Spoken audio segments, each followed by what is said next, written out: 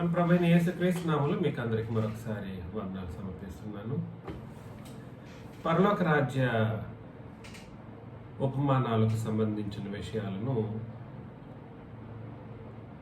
నేటి నుండి మనం ఆలోచన చేయబోతాం. పరలోక రాజ్య మర్మాలు,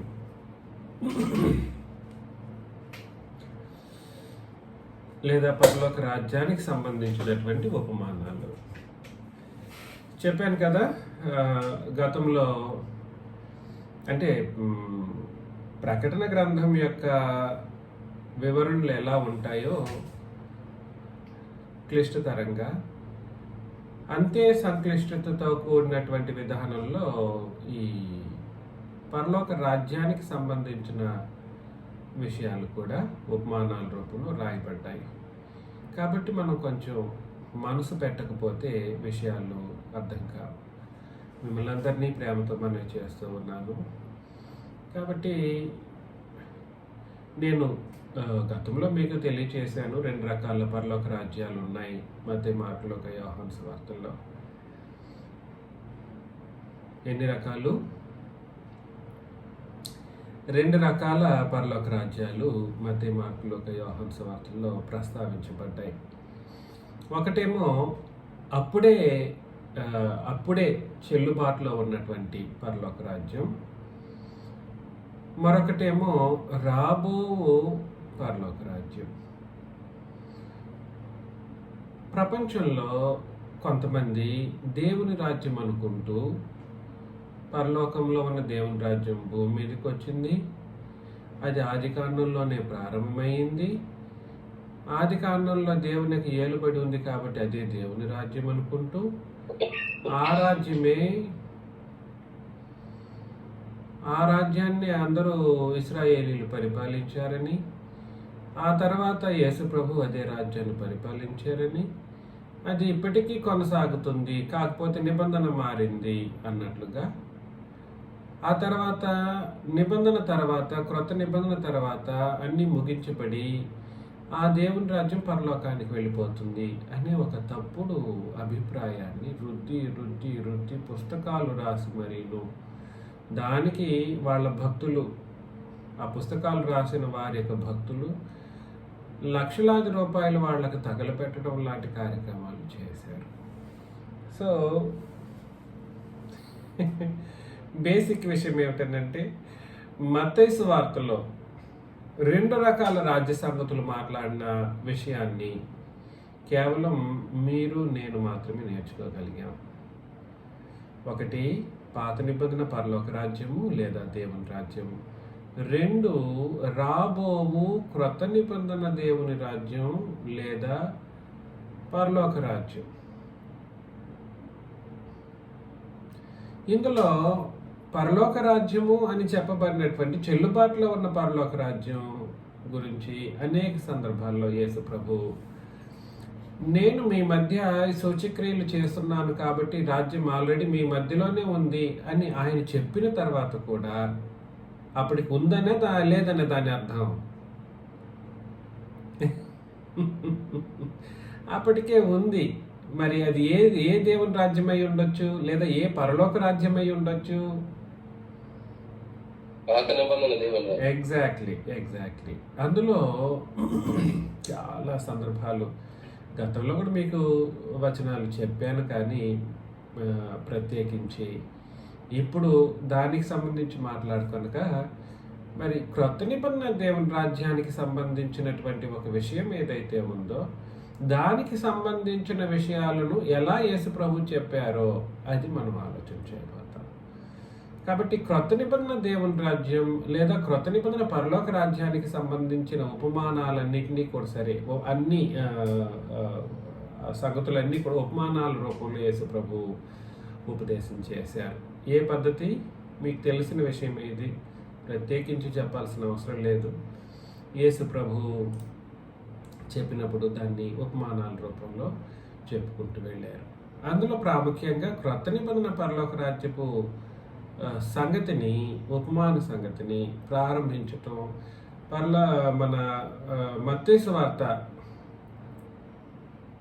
13వ అధ్యాయంలో ప్రారంభించబడడం మనం గమనిస్తాం అన్నమాట.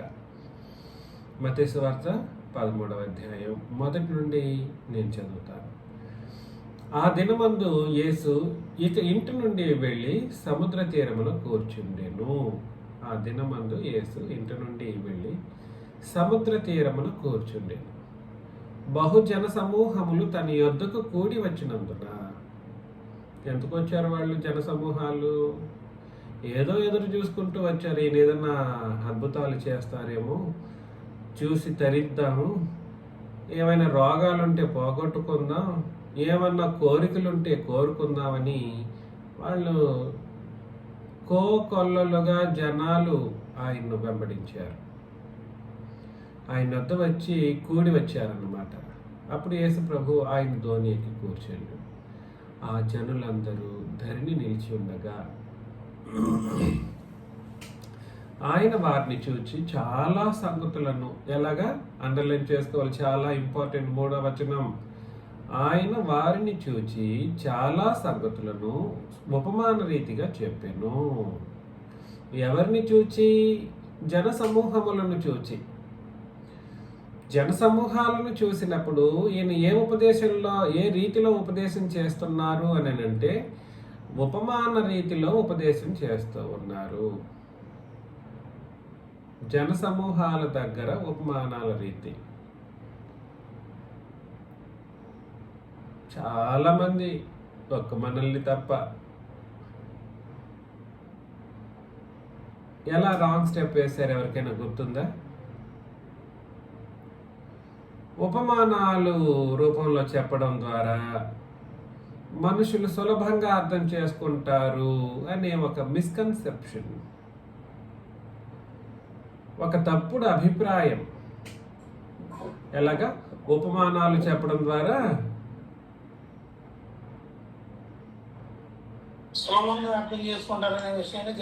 దైనందిన జీవితంలో చేట, దైనందిన జీవితంలో విత్తనాలు విత్తే వ్యవసాయకుడు, దైనందిన జీవితంలో ఇవన్నీ చెబితే ఆ మనుషులకి సులభంగా అర్థం కావాలని యేసు ప్రభు చెప్పారంట. ఇది మనుషులు సృష్టించిన అతిపెద్ద అబద్ధం, సామాన్యమైన అబద్ధం కాదు. ఇది అపవాదికే నేర్పించే అబద్ధం అన్నమాట. అపవాది అబద్ధములకు జనకుడు. వాడికే నేర్పించిన అబద్ధం ఏమిటో తెలుసా? ఉపమానాల పద్ధతి అంట, సులభంగా అర్థం చేసుకోవటానికి చెప్పబడిన పద్ధతి అంట. అంటే వీళ్ళు అలా తయారయ్యారు. అపవాదికి అబద్ధాలు నేర్పించే, జనకుడికే నేర్పించే ఒక గొప్పవాళ్ళు తయారయ్యారు. ఎవరో కాదండోయ్, ఈ బైబిల్ చదువుకుంటూ, ఈ క్రీస్తు సంఘం అనుకుంటూ, ఈ యేసు ప్రభువుని నమ్ముకున్నామని చెప్పుకున్న డినామినేషన్స్ కానీ వీళ్ళందరూ ఇదే పద్ధతిని పాటిస్తారు. ఏమిటి లోకం పాటించిన పద్ధతి అని అంటే, ఉపమానాలను ఎందుకు చెప్పారు యేసు ప్రభు అని అంటేనంట, వాడుకలో ఉపయోగించే పదాలను ఉపయోగించి నీతిని బోధించడం కొరకు, సులభంగా అర్థం చేయించడం కోసం అలాంటి ఉపదేశాలు చేశారు అని లోకం నమ్మిన తప్పుడు పద్ధతి. అది అపవాదికి అబద్ధం నేర్పించే పద్ధతి. అది అత్యంత ప్రమాదకరమైనటువంటి పద్ధతి. It is the total misunderstanding of the parables to be understood. కాబట్టి 3వ వచనం, ఆయన వారిని చూచి చాలా సంగతులను ఉపమాన రీతిగా చెప్పుని. ఎట్లనగా, ఇదిగో విత్తువాడు విత్తుటకు బయలు వెళ్ళాను. విత్తువాడు దేనికి వెళ్ళాడు? బయలు వెళ్ళాడు.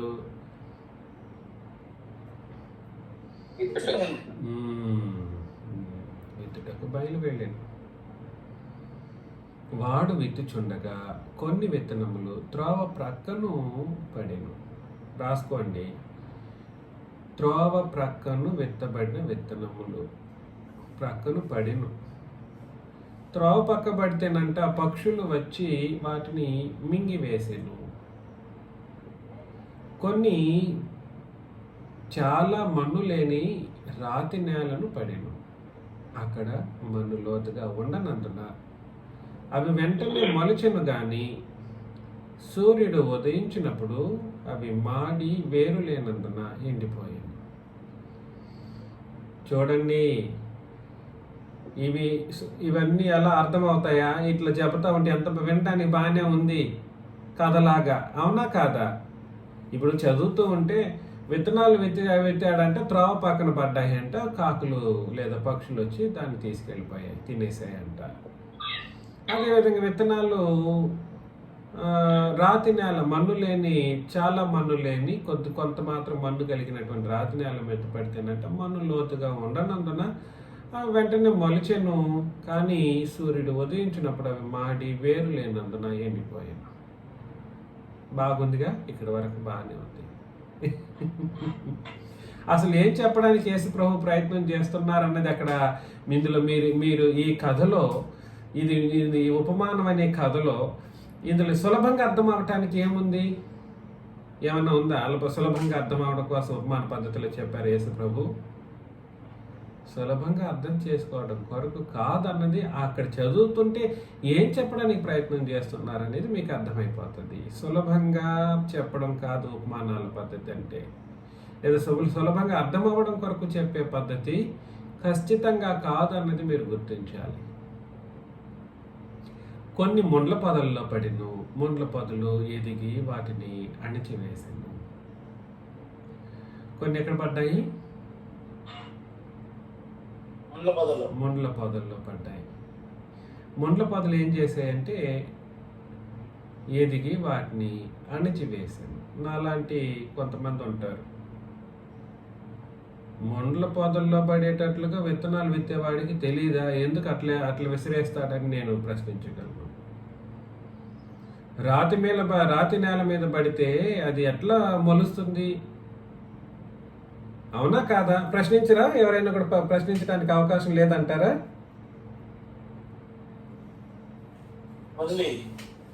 రాతి నేల మీద పడితే వేసినోడిది తప్పని అంటారు, అవునా కాదా? కొన్ని మంచి నేలను పడి ఒకటి 100 అంతలుగాను, ఒకటి 60 అంతలుగాను, ఒకటి 30 అంతలుగాను ఫలించాను. చెవులు గలవాడు వినుగాకని చెప్పెను. ఇది 9వ వచనం. అత్యంత ప్రామాణికమైనటువంటి ఒక స్టేట్మెంట్ అన్నమాట. ఇదే స్టేట్మెంట్ మీరు ప్రకటన గ్రంథంలో కూడా మనం చదువుతూ వస్తూ ఉన్నాం. చెవులు గలవాడు వినుగాక అంటే అర్థం ఏమిటి? చెవులు లేనోడు ఉంటాడా? ఉండడు. చెవులు కలిగిన వాడే వింటాడు. కానీ చెవులు గలవాడు వినుగాక అంటే చెవులు లేనోడు ఎలా వింటాడు? చెవులు ఉన్నోడే వింటాడు. మరి ప్రత్యేకించి దాన్ని చెప్పాల్సిన అవసరం ఏముంది? అది ఎవరికి అర్థం కాలేదు చెప్పండి? అది ఎవరికి అర్థం కాలేదు? చెవులు గలవాడు వినుగాక అని చెప్పిన తర్వాత 10వ వచనంలో తర్వాత శిష్యులు వచ్చి నీవు ఉపమాన రీతిగా ఎందుకు వారితో మాట్లాడుచున్నావని ఆయనను అడగగా ఆయన వారితో ఇట్లా వీళ్ళకి అర్థం కాలేదు. ఎవరికి అర్థం కాలేని వాళ్ళు ఎవరు?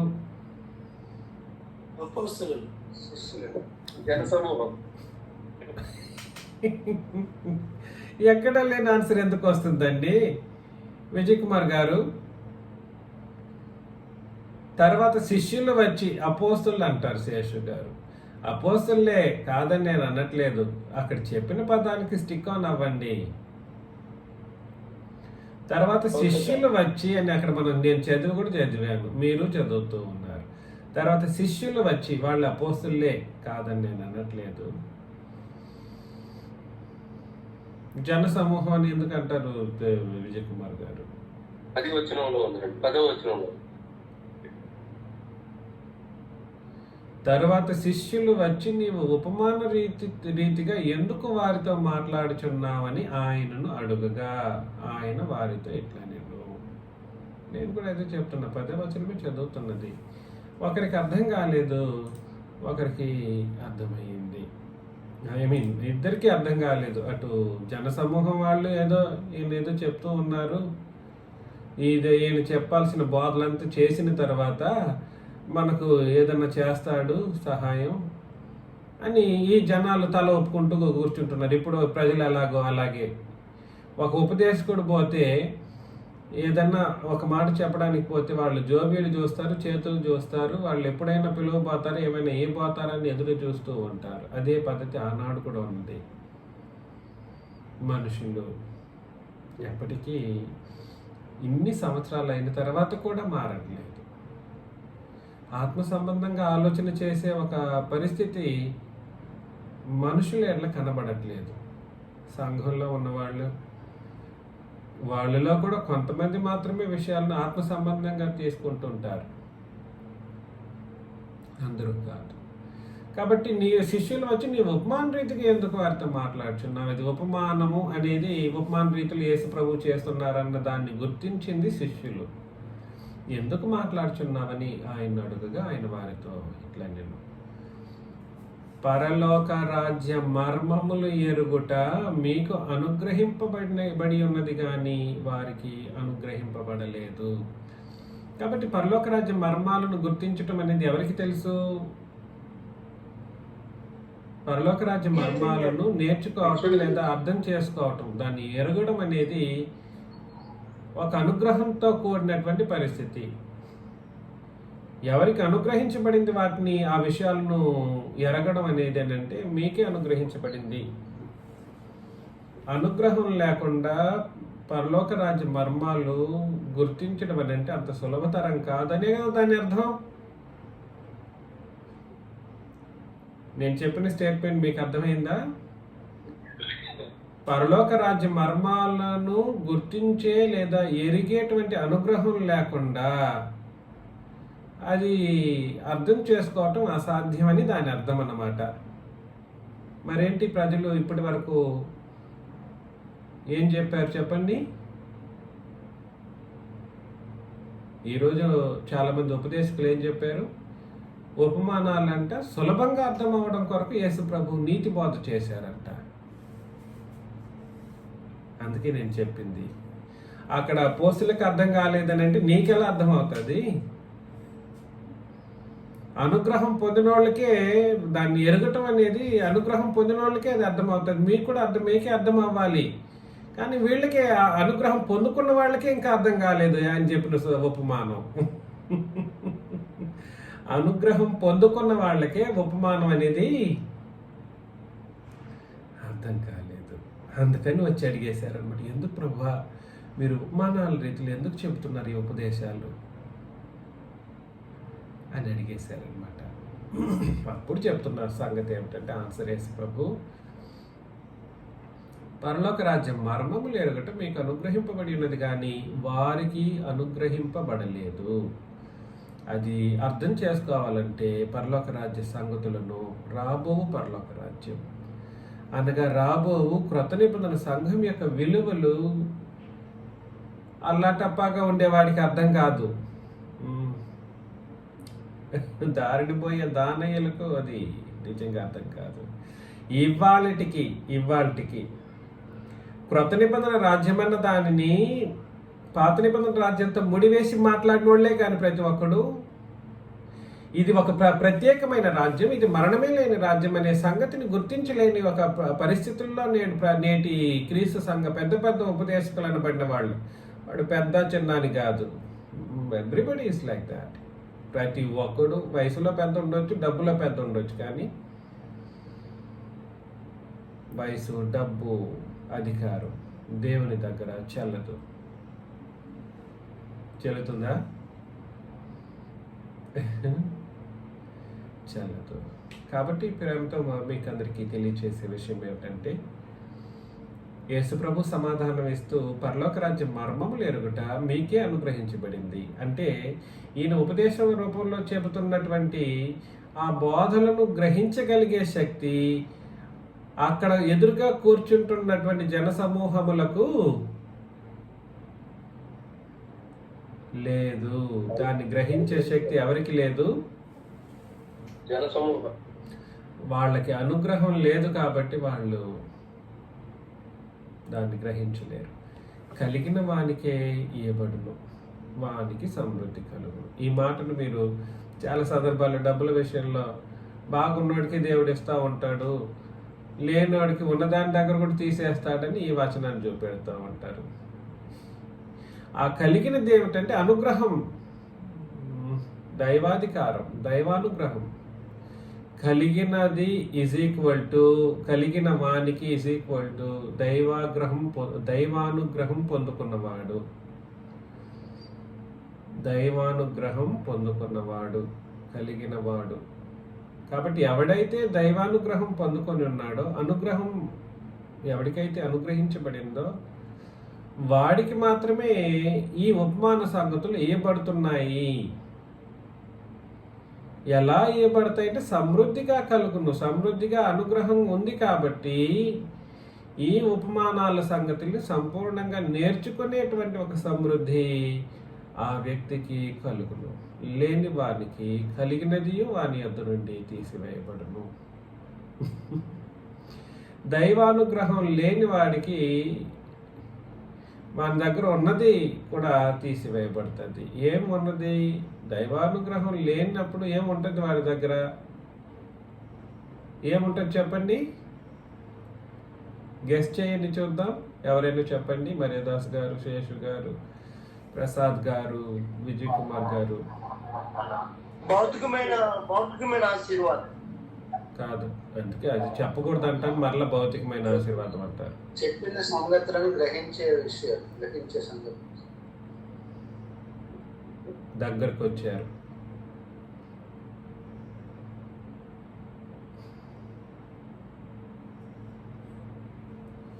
లేని వానికి అనగా దైవానుగ్రహం లేనివాడు కలిగినది వాని యొద్ద నుండి తీసివేయబడు. కలిగినది ఏమిటి? యేసుప్రభు అప్పుడే బోధిస్తున్నారు కదండి, అదే కలిగినది.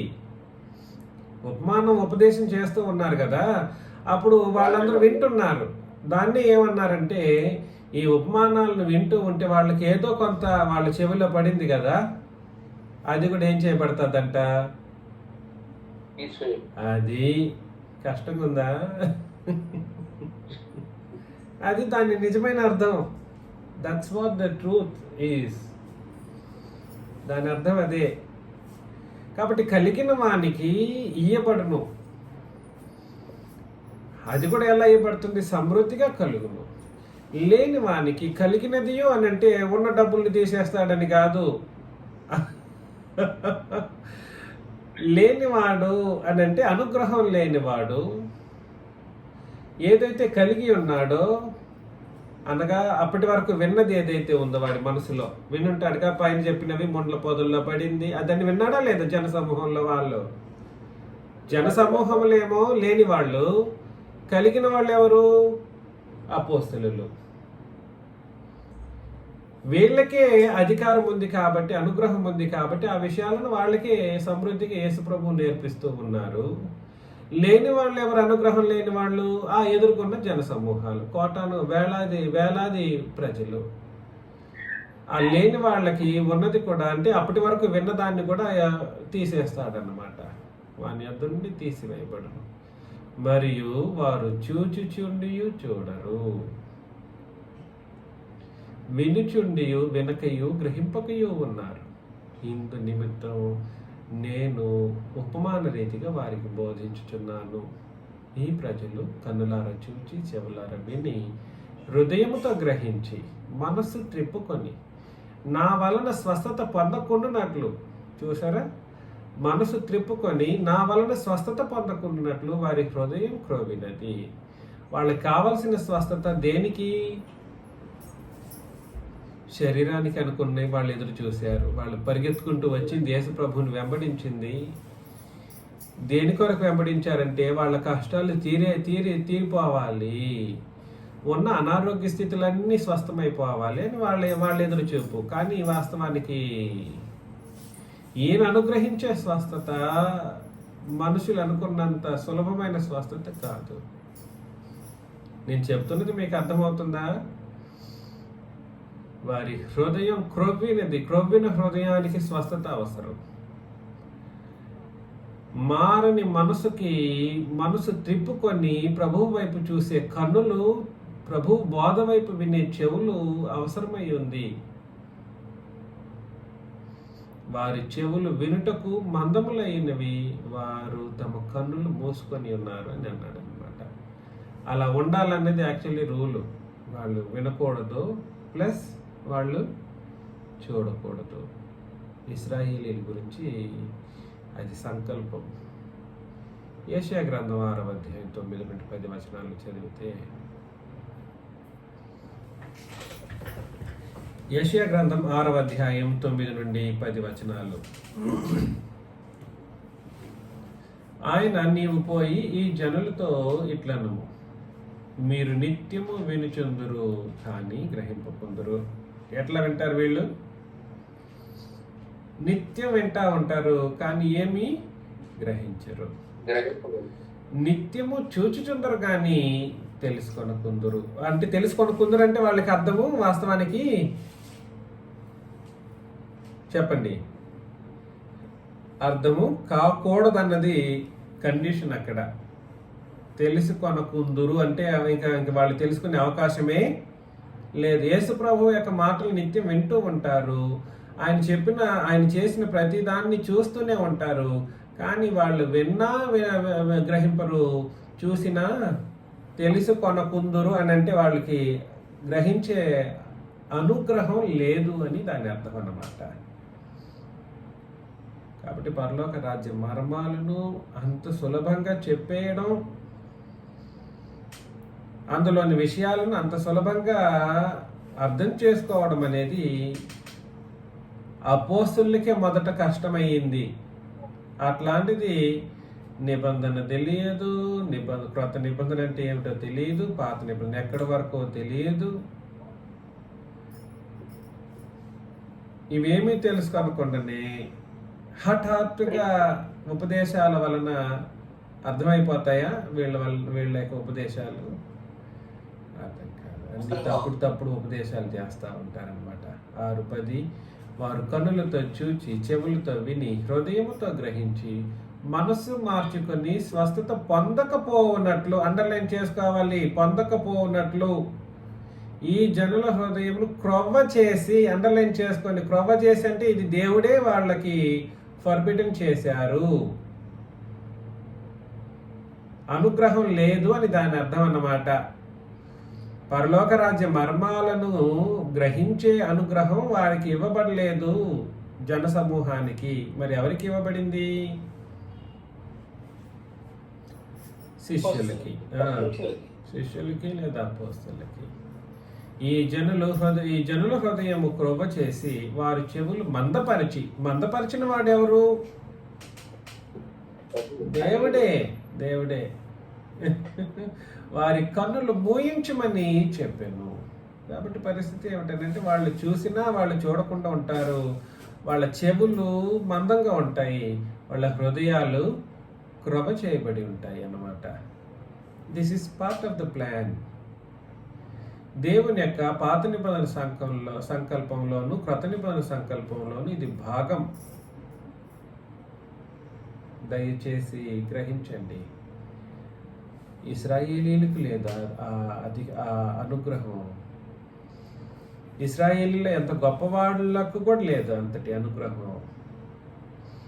అపోస్తలులకి సాక్షాత్ యేసుప్రభు ఉపదేశం చేస్తున్నా గ్రహించలేనటువంటి అపోస్తలులకి అనుగ్రహం పొంది ఉన్నప్పటికీ దాన్ని గుర్తించలేని విధానంలో వాళ్ళు ఉండిపోతే, ఆ తర్వాత యేసుప్రభువే దాన్ని వివరించిన తర్వాత దాని యొక్క నిజతత్వాన్ని, నిజ భావాలను అర్థం చేసుకున్న తర్వాత వాళ్ళు యేసుప్రభుకి దాసోహమైపోతారన్నమాట. ఆ విషయాన్ని నేటి వరకు ఏ ఒక్కరు అర్థం చేసుకోలేకపోవటం అత్యంత బాధాకరమైన పరిస్థితి. మళ్ళా వచ్చేద్దాం 13-15. కనుక మీరు మత్తయి సువార్త 13-15 కనుక మీరు వినుట మట్టుకు విందురు కానీ గ్రహింపరు. చూచుట మట్టుకు చూతురు గాని ఎంత మాత్రం తెలుసుకొనరు అని యెషయా చెప్పిన ప్రవచనము వీరి విషయమే నెరవేరుచున్నది. కాబట్టి ఇలా ఉండాలనే కదా వాళ్ళు ముందుగానే ప్రవచనం చెప్పబడింది. కాబట్టి వాళ్ళు విన్నా కూడా గ్రహింపరు, వాళ్ళు చూసినా కూడా చూసినా కూడా దాన్ని గ్రహించలేరన్నంత పరిస్థితిని చెప్పిన తర్వాత యేసు ప్రభు అంట ఉపమాన రీతిలో ఎందుకు ఉపదేశం చేశారంట అంటే సులభంగా అర్థం అవ్వడం కోసం చేశారు. ఎట్లా ఉంది చేస్తారా? అసలు అత్యంత ప్రమాదకరమైనటువంటి అబద్ధం కదా, అత్యంత ప్రమాదకరమైన అబద్ధం. కాబట్టి 16లో అయితే మీ కన్నులు చూచుచున్నవి కనుక అవి ధన్యములైనవి, మీ చెవులు వినుచున్నవి కనుక అవి ధన్యములైనవి. దీన్నే చెప్పాడనమాట, మేము కళ్ళారా చూసి చెవులారా విని. యోహాన్ గారు చెప్తాడు, యోహాన్ గారు చెబుతాడు, పేతురు చెబుతాడు, ఆ మహిమను మేము కళ్ళారా చూసాం, ఆ నిత్య జీవాన్ని మేము చెవులారా విన్నాం చూసాం అని అన్నారన్నమాట. ఈ పరలోక రాజ్యానికి సంబంధించిన విషయాలు అపోస్తలులు దీంట్లో ఉంటే, ఏది ఈ పరలోక రాజ్యంలో అనగా క్రొత్త నిబంధన సంఘంలో ఉంటేనంట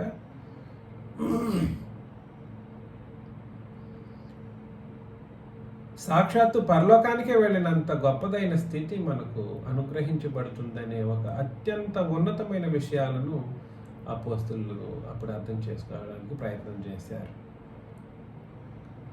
17వ వచనం 13, 17 అయితే ప్రవక్తలను నీతిమంతులను మీరు చూచి వాటిని చూడగోరి, ఎవరికి కూడా అవకాశం దొరకలేదు. పాత నిబంధనలో ప్రవక్తలు, పాత నిబంధనలో నీతిమంతులుగా ఎంచబడిన వారికి సహితం మీరు చూచి వాటిని చూడగోరి చూడకపోయిరి. ఎందుకు చెప్పండి?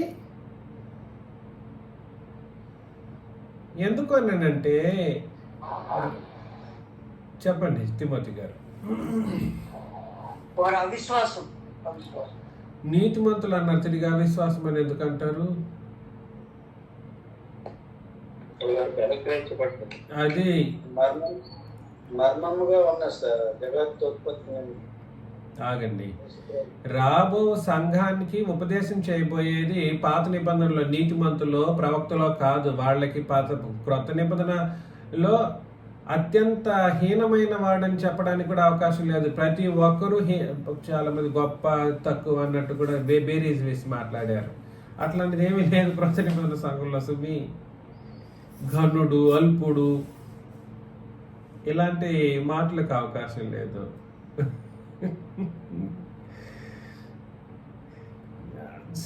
పీపుల్ అంటే ఎప్పటికీ హెచ్చు తగ్గుల గురించే ఉపదేశాలు చేశారు నెట్వర్క్. అందుకని ఇట్లాంటి ఒక తప్పుడు భావనలు మనసుల్లో ఎక్కించబడ్డాయి.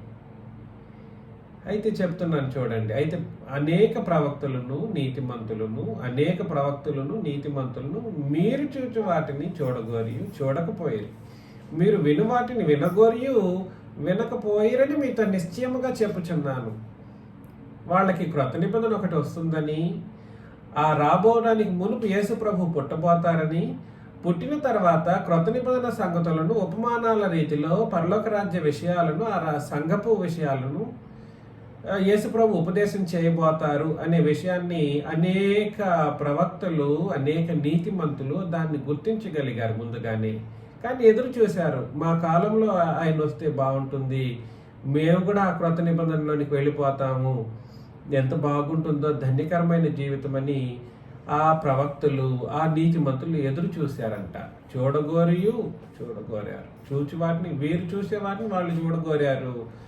ఇప్పుడు ఈ ఉపదేశాన్ని వినండిరా బాబుల్లారా అని అంటే వినడానికి నన్ను అబద్ధికుడు అంటారన్నమాట. క్రొత్త నిబంధనను సాక్షాత్తు మీ ముందు పెడుతూ ఉంటే దాని యొక్క విలువలు అర్థం కాక అత్యంత బురద నా మీద చల్లుతూ వెళ్ళిపోతున్నారు. తప్పదు. Veg is awaiting. వేజ్ వాళ్ళ యొక్క ఖచ్చితమైనటువంటి తీర్పు వారికి తీరుతుంది. కాబట్టి విత్తువాని గూర్చిన ఉపమాన భావం వినుడి. ఎవరే చెప్పిస్తున్నారు భావాన్ని కూడా? అపోస్తలులకే.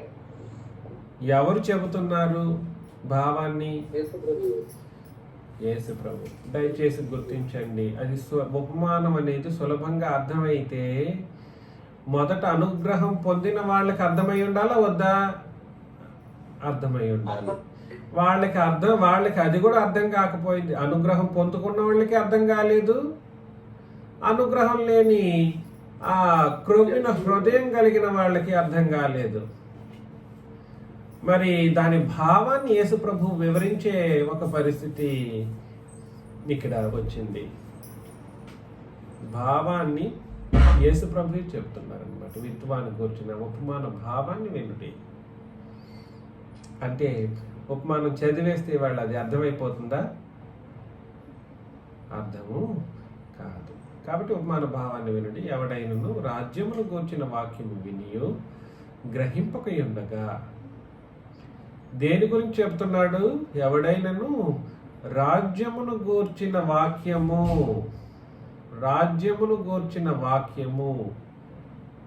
వినియు గ్రహింపకయుండగా. ఏమిటి రాజ్యమును గూర్చే వాక్యము?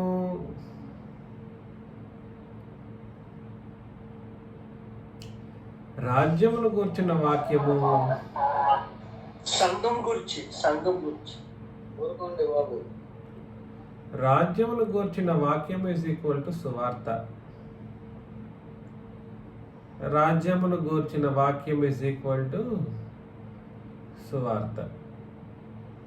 సంఘానికి రాక మునుపున్న ప్రజలకు ప్రకటించవలసిన రాజ్య సువార్త, పరలోక రాజ్య సువార్త, దేవుని రాజ్య సువార్త. అప్పుడు రాజ్యాల్లో ప్రవేశించండి, ఈ రాజ్యంలో ప్రవేశించండి అని చెప్పబడే వాక్యం ఏమిటనంటే సువార్త. దాన్ని విని గ్రహింపకయుండగా దుష్టుడు వచ్చి వాని హృదయంలో విత్తబడిన దానిని ఎత్తుకొని పోవును. త్రోవ ప్రక్కను విత్తబడిన వాడు వీడే. కాబట్టి విత్తేవాడు ఎక్కడైనా విత్తుతాడు. నేను చెప్పేది దయచేసి అందరూ చెప్పిన మార్గంలో మీరు వెళ్ళకండి. నేను చెప్పే ఈ మాటలను గ్రహించడానికి ప్రయత్నం చేయండి. విత్తేవాడు ఎక్కడైనా విత్తుతాడు. అది రాతి మీద విత్తుతాడు, త్రోవ పక్కన విత్తుతాడు, మంచి నేల మీద విత్తుతాడు, మొండ్ల పొదల్లో కూడా విత్తగల సామర్థ్యం విత్తేవాడికి ఉంది. అర్థమవుతుందా? విత్తేవాడికి ఎక్కడైనా విత్తే సామర్థ్యం ఉంది. కానీ ఇక్కడ విత్తడం గురించి కాదు. ఇక్కడ ప్రాబ్లం విత్తడం గురించి కాదు. ప్రాబ్లం ఏమిటి? అక్కడ పడుతున్న ప్రదేశాల గురించి కూడా కాదు ప్రాబ్లం. ఏం చెప్పాను? విత్తడం గురించి ప్రాబ్లం కాదు. అదేవిధంగా విత్తబడుతున్నటువంటి ప్రదేశాలు రాతి నేలనా లేదా మొండ్ల పొదనా లేదా ఇవన్నీ కూడా ప్రాబ్లం కాదు. మరి ప్రాబ్లం ఏమిటో మనం గుర్తించడానికి ప్రయత్నం చేద్దాం. కాబట్టి దుష్టుడు వచ్చి వాని హృదయంలో విత్తబడిన దాన్ని ఎత్తుకొని పోవును. కాబట్టి ఇది ప్రదేశం గురించి అదని కాదు, మనిషి యొక్క పరిస్థితి. ఉపదేశం చేస్తూ ఉంటే, రాజ్య సువార్తను ప్రకటిస్తూ ఉంటే వాడు గ్రహింపకయుండగా, వినియు గ్రహింపకయుండగా. వినకుండానే గ్రహిస్తాడా? వినకుండా గ్రహించుడు. విని గ్రహింపకయుండగా దుష్టుడు వచ్చి వాని హృదయంలో విత్తబడిన దాన్ని ఎత్తుకొని పోవును. అంటే వాడు ఏమైపోతాడు?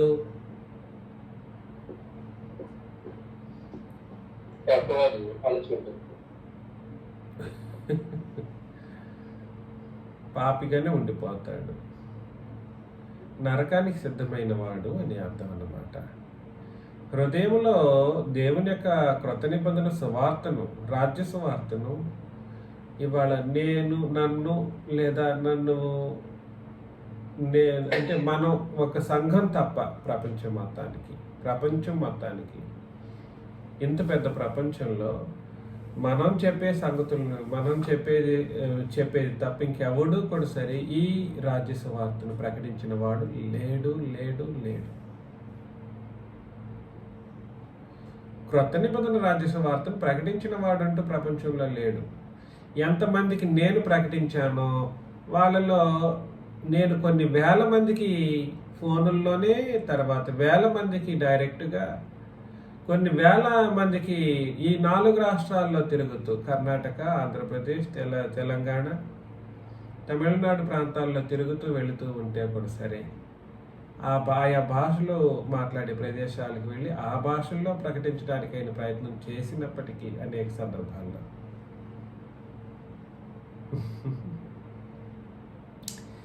విని గ్రహింపకపోయిన వాళ్ళు కోకొల్లలు అంటే అంత కోకొల్లలు. ఎందుకనంటే వాళ్ళకి కావాల్సింది వేరొకటి. నా దగ్గర డబ్బులు కావాలి, నేను ఎక్కడి నుండి తీసుకొచ్చేది, నాకేమన్నా అమెరికా ఫండ్స్ వస్తాయా, లేదా నేనేమన్నా కోటీశ్వరుడినా? యేసు ప్రభు ఆ రోజు ఇశ్రాయేలీని ఉద్దేశించి చేసిన ప్రతి ఉపదేశము 2 రకాల ఉపదేశాల్లో, ఒకటి ధర్మశాస్త్ర నెరవేర్పుకు సంబంధించిన ఆత్మ సంబంధమైన బోధ అయితే, రెండవది పరలోక రాజ్య సంబంధమైనటువంటి ఉపమానాలను బోధిస్తూ, ఆ తర్వాత ఆయన ఇశ్రాయేలీలకు చేయవలసిన సేవను బట్టి స్వస్థతా కార్యక్రమాలు జరిగించారు. డబ్బులు జోబులు నింపి పంపలేదు యేసు ప్రభు. వచ్చిన వాళ్ళకి జోబుల్లో డబ్బులు పెట్టి పంపించలేదు యేసుక్రీస్తు. నేను కూడా చేయలేను. డబ్బులు నింపడం, డబ్బులు ఇవ్వడం అనేది నా సువార్త ఉపదేశం అనేది డబ్బులతో ముడిపడినది కాదు. అందుకని ఎవడైనాను రాజ్యమును గూర్చిన వాక్యం వినియు గ్రహింపక ఉండగా, గ్రహింపక ఎట్లా ఉంటారు? విన్న తర్వాత గ్రహించకపోవడం అంటే అర్థం ఏమిటి?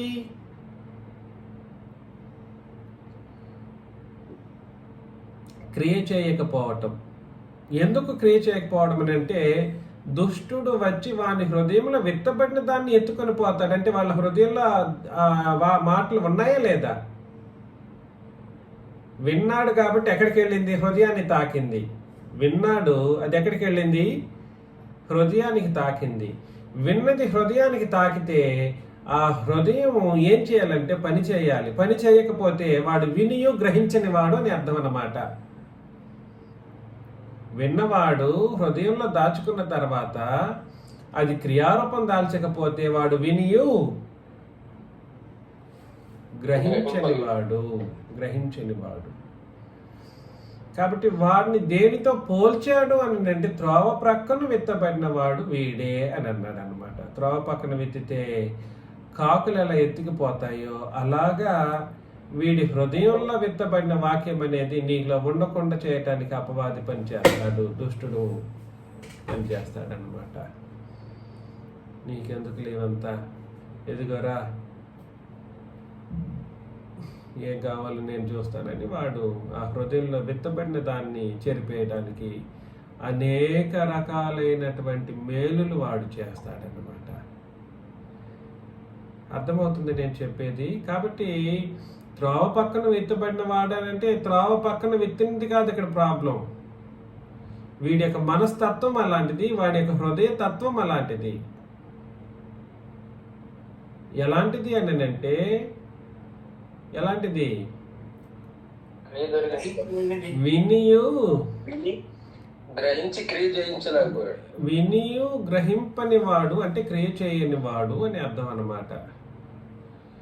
20 రాతి నేలను విత్తబడిన వాడు వాక్యమును విని వెంటనే సంతోషముగా దాన్ని అంగీకరించేవాడు. రాతి నేల విత్తబడిన వాడు వాక్యాన్ని వింటాడు, వెంటనే దాన్ని అంగీకరించి సంతోషిస్తాడు. నేను అనేక సందర్భాల్లో నాకు మీలాగా ఎవరు చెప్పలేదు, ఇంత చిన్న వయసులో అద్భుతం, మహాద్భుతం, ఐ హ్యావ్ బీన్ హియరింగ్, ఇట్లాంటి మాటలు నేను వింటూనే ఉన్నాను అన్నమాట. ఎక్కడికి వెళ్ళినా చెప్పేవాళ్ళే, అద్భుతం, అది ఎలా చెప్తారు ఇంత బాగా? మీలాంటి ఉపదేశకులు మా ఏరియాలోనే ఉంటే ఇంకా బాగుంటుంది. ఏమి అప్పుడు ఏరియాలో ఉండాలి. నా యూట్యూబ్లో ఎన్ని పాఠాలు ఉన్నాయి విన్నాం. ఎందుకు ఫోన్లో టచ్లో ఉంటానంటే మాట్లాడు. అలాగన్నమాట. రాతి నేలను విత్తబడినవాడు వాక్యము విని వెంటనే, రాతి నేల మీద విత్తబడ్డం అనేది ప్రాబ్లం కాదు. మరలా చెబుతున్నాను, వీడి ప్రాబ్లం ఏమిటనంటే అతనిలో వేరు లేనందున. ప్రాబ్లం ఏమిటి? రాతి నేల కాదు, వీడిలో వేరు లేదు. అక్కడ కూడా త్రోవ పక్కన విత్తడం కాదు ప్రాబ్లం. ప్రాబ్లం ఏమిటి? క్రియ చేయకపోవటం. విన్న సువార్తకు క్రియ చేయకపోవటం ప్రాబ్లం. ఇక్కడ కూడా ఎప్పుడైనా కూడా సరే విత్తేవాడి దగ్గర ప్రాబ్లం లేదు, పడే చోటు మీద ప్రాబ్లం లేదు. మరి ప్రాబ్లం ఏమిటంటే వ్యక్తి యొక్క పరిస్థితులు. ఖచ్చితంగా దాంతో పోల్చి మాట్లాడుతున్నాడు. ప్రాబ్లం ఏమిటో చెప్తున్నాడు. రాతి నేలన విత్తబడిన వాడు వెంటనే వింటాడు, సంతోషిస్తాడు, అంగీకరిస్తాడు. కానీ వేరు లేనందున అతడు కొంతకాలమే నిలుస్తాడు. వేరు ఎలా ఓనాలి అంటే, ఎంత గాలి కొట్టని, ఎంత నీళ్లు రాని ఆ వేళ్ళు ఏం చేస్తాయి చెప్పండి? స్థిరముగా నిలబడేటట్లుగా నిలువ చేస్తాయి. కాబట్టి వేరు లేనందున అతను కొంతకాలం నిలిచును కానీ వాక్యము నిమిత్తం శ్రమ అయినను, చూడండి, శ్రమ అయినను హింస అయినను కలుగుగానే అభ్యంతరపడును అని అన్నాడు అనమాట. ఎప్పుడైనా కూడా చూడండి, ఇప్పుడు కూడా క్రొత్త నిబంధనలో కొంతమంది వచ్చిన తర్వాత వెళ్ళిపోయిన వాళ్ళ పరిస్థితి కూడా ఇదే పరిస్థితి. వాళ్ళు వేలెత్తి చూపించే దేన్ని? వాళ్ళ శ్రమలు. ఏం చిన్నరాజా ప్రార్థన చేస్తే శ్రమలు పోవట్లేదు, మాకు హింసలు జరుగుతూ ఉన్నాయి, కష్టాలు, దుఃఖాలు, రోగాలు. చిన్నరాజ్యాన్ని ఎందుకు మీరు ఇచ్చేస్తారు?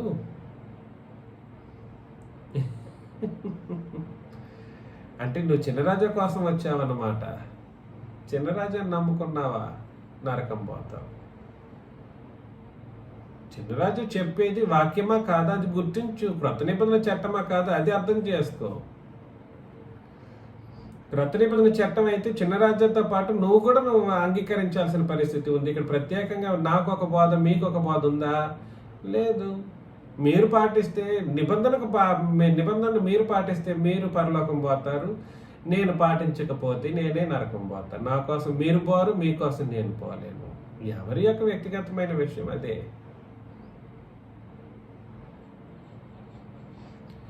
అందుకని నేనేం చెప్పడానికి ప్రయత్నం చేస్తున్నాను అంటే, వేరు, అతనిలో వేరు లేనందున, అది కూడా క్రియనే. ఇక్కడేమో వేరు అన్నాడు, పైన ఏమో హృదయం అని అన్నాడు. రెండు ఒకటి. హృదయంలో విత్తబడింది ఎత్తుకొని పోబడుతుంది. వేరు హృదయం రెండు ఒకటి, వేరు వేరు కాదు. ఇక్కడ వేరు అన్నాడు, అక్కడేమో హృదయం అన్నాడు. ప్రాబ్లం అది. ప్రాబ్లమాటిక్ ఇన్ఫర్మేషన్ గురించి మీతో మాట్లాడుతూ ఉన్నాను. 22 ముండ్ల పొదల్లో విత్తబడిన వాడు వాక్యము వినువాడే గాని ఐహిక విచారమును ధనమోసమును ఆ వాక్యమును అణిచివేయను గనుక వాడు నిష్ఫలుడవును. కాబట్టి ముండ్ల పొదల్లో విత్తబడిన వాడు వాక్యాన్ని వింటాడు. ఖచ్చితంగా ప్రతి ఒక్కరు వినేవాళ్ళేనండి. విన్నోళ్ళు అంటే ఎవరు లేరు. వాడు కూడా వేడు. ఇప్పుడు అది ఒక కామన్ మాటను మీరు చూడండి. 19లో వాక్యమును విని అని అన్నాడా? రాజ్యమును గూర్చిన వాక్యమును విని అన్నాడా? వినలేదన్నాడా? విని అన్నాడు. రాతి నేలను విత్తబడిన వాడు వాక్యమును విని అన్నాడా? వినలేదన్నాడా? విని అన్నాడు. ఇక్కడ కూడా ముండ్ల పొదల్లో విత్తబడిన వాడు వాక్యమును వినవాడు. ప్రతి ఒక్కరూ, ఇది కామన్ ఫర్ ఎవ్రీబడి. విత్తడం వల్ల ప్రాబ్లమే లేదు, వినడం, ఉపదేశం చేసేవాడి దగ్గర ప్రాబ్లం లేదు. అదే నేను చెప్పింది. ప్రాబ్లం ఏమిటంటే ఐహిక విచారము, ధనమోసం, అది కూడా ప్రాబ్లం లేదు. మరలా చెబుతున్నా, ఐహిక విచారము లేదా ఇక్కడేమో ముండ్ల పొదల్లో ఐహిక విచారం అన్నాడు. ఇక్కడ రాతి నేల విషయంలోనేమో శ్రమ, హింస అని అన్నాడు. అది ప్రాబ్లం కాదు. శ్రమలు, హింసలు, ఐహిక, ఇది ప్రాబ్లం కాదు. మరలా చెబుతున్నా, అదేవిధంగా విని గ్రహించకపోయే విషయంలో కూడా సరే త్రోవ పక్కన పడడం ప్రాబ్లం కాదు. మరి ప్రాబ్లం ఏమిటంటే వీడు పని చేయకపోవడం ఎవరు కూడా. అది వేరు అని అంటే ఆ విన్నదానికి బాగా స్థిరమైనటువంటి అంగీకారాన్ని కలిగి ఉండాలి. స్థిరమైనటువంటి అంగీకారం. కాబట్టి ముండ్ల పొదల్లో విత్తబడిన వాడు వాక్యము వినువాడే కానీ ఐహిక విచారములు ధనమోసమును ఆ వాక్యమును అణచివేయుడు కనుక వాడు నిష్ఫలుడవుతాడు. కాబట్టి ప్రాబ్లం విత్తువాడి దగ్గర లేదు. ప్రాబ్లమ్స్ అనేది ప్రాబ్లం వచ్చిన తర్వాత వాడి యొక్క స్థితిగతి ఎలా ఉంటుందన్నది నిర్ణయిస్తాయి అన్నమాట. 23 మంచి నేలను విత్తబడ్డవాడు వాక్యము విని గ్రహించువాడు. మంచి నేలను విత్తబడినవాడు వాక్యమును విని గ్రహించువాడు. అట్టివారు సఫలులై ఒకడు 100 అంతలుగాను, ఒకడు 60 అంతలుగాను, ఒకడు 30 అంతలుగాను ఫలించును నేను అని అన్నాడు అనమాట. కాబట్టి రాబో కొత్త నిబంధన రాజ్యంలో ఆ రాజ్య సువార్తను మీరు విత్తుతూ వెళుతూ ఉంటే దానికైనటువంటి ఫలాన్ని ఏం చేయాలంటే ఫలించాలి. ఒక 100 అంతలు 100 అంతలన్నా 60 అంతలన్నా 30 అంతలన్నా ఒకటేనండి. ఇందులో మా తప్పుడేమీ లేదు. సంఘానికి రావడానికి మునుపు యొక్క పరిస్థితి ప్రతి ఒక్కరూ మీరు వెళ్ళి సువార్తను చెబుతారు, అందరూ ఒకే విధంగా ఉండరు అని యేసు ప్రభు వాళ్ళకి అపోస్తలులకి నేర్పిస్తూ ఉన్నారు. కాబట్టి ఇది ఎవరికి అర్థం కావాలి? అపోస్తలులకి అర్థం కావాలి. ఎందుకంటే రేపొద్దున ఆ సంఘానికి ఉపదేశం చేయబోయేది ఈ అపోస్తలులు. సంఘంలో రావడానికి మునుపు ఉన్నటువంటి ప్రజల యొక్క పరిస్థితులు ఎలా ఉంటాయి? ఇలా ఉంటాయి.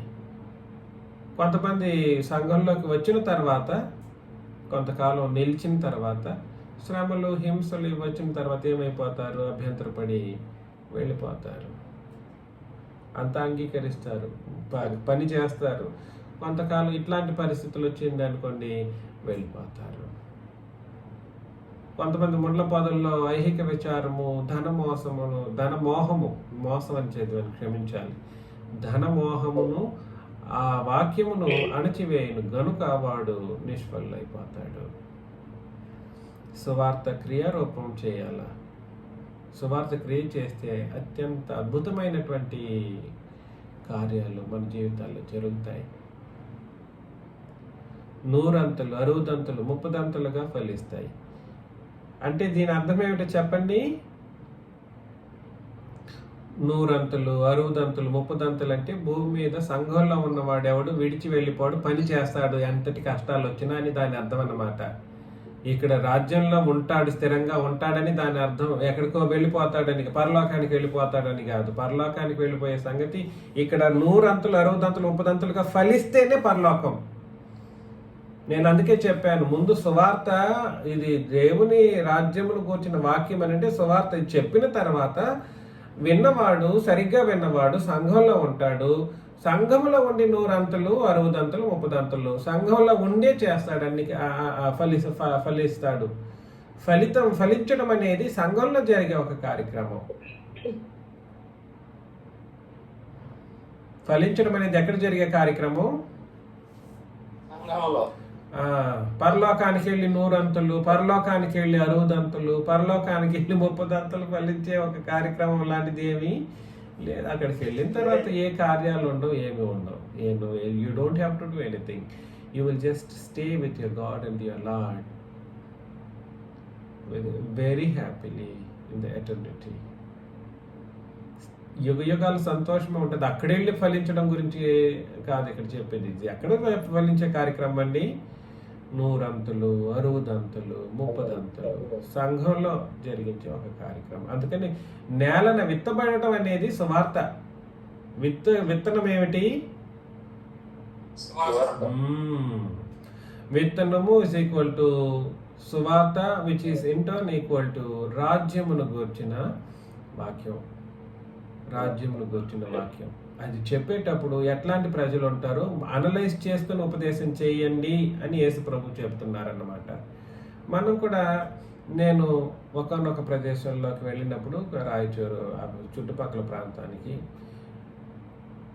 నేనేదో సంతోషంగా చాలా గంటలు కష్టపడి దాదాపు 15 గంటలు ప్రయాణం చేసి నేను శేషు గారు ఎంతో ఆశతో పరిగెత్తుకుంటూ వెళ్ళాం సువార్త చెప్పడానికి. చెప్పిన తర్వాత అది ఒక్క 1 అవరే మాట్లాడనిచ్చారు. ఆ తర్వాత అంతే ఎవరి వాక్యం ఎవరి పరిస్థితి వాళ్ళదే. నేను అప్పుడు అనుకున్నాను ఇట్లాంటి పరిస్థితి అన్నమాట. రోజంతా ఉపదేశం చేస్తామని పిలిపించిన తర్వాత they have done something bad. ఇలాగే ఉంటుంది. నిష్ఫలులు అయిపోతారు, అభ్యంతర పడతారు. ఆ తర్వాత దుష్టుని చేత వాళ్ళు ఎత్తుకెళ్ళబడతారన్నమాట. సో అన్నిటికీ తాలుకోవాలి మీరు ఉపదేశకులుగా అని వీళ్ళకి చెప్పడం కొరకు యేసుప్రభు ఈ ఉపమానాన్ని చెప్పారు. అన్ని ప్రదేశాలు వీళ్ళకి మాత్రం చెప్పకూడదు, వాళ్ళకి చెప్పాలి అనేటట్లుగా ఎవరు ఉండకూడదు. అందరికీ సువార్తను చెప్పాలి అనే విషయాన్ని యేసుప్రభు ఈ విధంగా చెప్పారు. ఈ ఉపమాన అర్థం ఏమిటి చెప్పండి? ఏ ఒక్కరు సువార్తను వినకుండా ఉండటానికి లేదు, ప్రతి ఒక్కరికి చెప్పాలి. కానీ ప్రతి ఒక్కరికి చెప్పినప్పుడు అందరూ వింటారా అని అంటే అందరూ వినరు నాయన. ఎవరైతే సఫుల్ అవటానికి విశ్వసిస్తారో వాళ్ళు మాత్రమే సఫుల్ అవుతారు. సరిగ్గా విశ్వసించి గ్రహిస్తాడో వాడు మాత్రమే సఫుల్ అవుతాడు అని యేసు ప్రభు తెలియజేశారు. అది ఎవరు అర్థం చేసుకున్నారు? ఆ 12 మంది శిష్యులు అర్థం చేసుకున్నారు. ఇది భావం. చెప్పండి నాకు ఒకసారి భావాన్ని.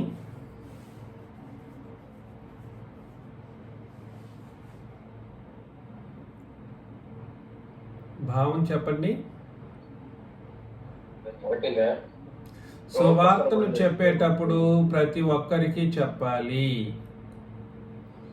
ఏ మనిషి వాడు పాపి, వాడు దొంగ, వాడు వ్యభిచారి వీళ్ళకి చెప్పకూడదని కాదు. ఎట్లాంటోడికైనా చెప్పి తీరాల్సిందే. వాడు రౌడీ అయినా చెప్పాల్సిందే, వాడు కోటీశ్వరుడైనా చెప్పాల్సిందే, వాడు పేదవాడైనా వాడి స్టేజ్కి దిగి మనం మాట్లాడాల్సిందే. చెప్పాల్సిన బాధ్యత అందరికీ చెప్పాలి. కాకపోతే అందరూ అంగీకరించరు అన్నది దీని భావం.